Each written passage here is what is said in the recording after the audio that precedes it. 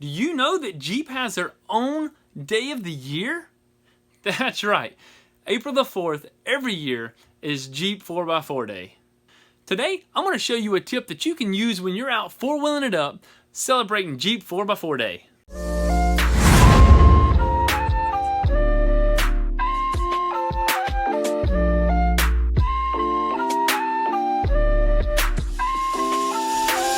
Welcome back. My name is Brandon here with Jeep Informant, and today we're going to celebrate Jeep 4x4 Day by giving you a tip that may help you out on the trails. Now, if you like Jeeps and four-wheel drives, make sure you give me a big thumbs up down below. Also, while you're there, hit that subscribe button and click the bell icon so you don't miss any new Jeep information.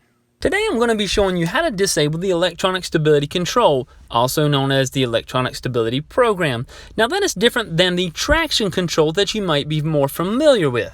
First off, I have a safety disclaimer. Disabling the ESC is for off-road use only. Turning off the ESC could cause you to lose control of the vehicle. So do this at your own risk. Now all that's out of the way, let's take a look at the information center. To the left, you will see the symbol that shows the traction control off, and to the right, you will see the symbol that shows the ESC turned off. Now, these are different, and let me explain. If you come down here to the center stack where the traction control button is, whether you're in two-wheel drive or four high, when you press the traction control button, you get your light in the dash, and traction control is now off. What this allows to happen is for wheel spin.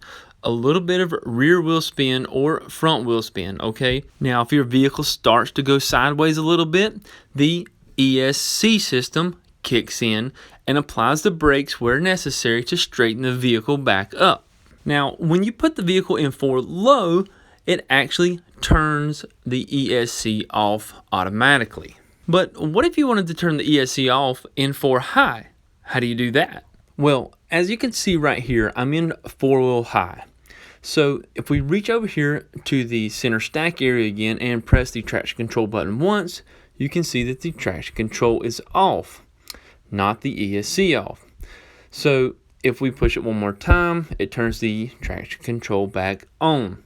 Now, as you can still see, I'm in four-wheel high, and if we press and hold the traction control button for 6 seconds, voila, there you go. Now the ESC is off. Remember guys, this is for off-road use only. Do not use this on public roads or anything else besides off-road. It is not safe. And this is why.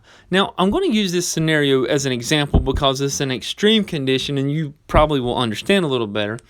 If you were in the snow and you had the ESC turned off and you tried to make a sharp turn, you would probably just go straight right off the edge of the road. Okay, but with the ESC turned on, okay, which it's always on, unless you turn it off or you're in four-wheel low, and you make that turn hard to the left, and it sees understeer, then you're gonna hear the analog brakes kicking in, and it's gonna straighten you up, and it's gonna get you where you're supposed to be going. It's a safety feature, okay? It saves lives. Now, I did test this out to see if you could do this on the fly while you're driving, and you can. You can do this while you're off-road and you're in that situation and you can't get out, you're stuck in the mud or whatever condition it may be in. You can go ahead and perform this procedure while you're in the vehicle on the go. Guys, I really appreciate you watching, and I hope everyone has a great and safe Jeep 4x4 Day. So take care out there. Thanks for watching. Give me a big thumbs up if you like this.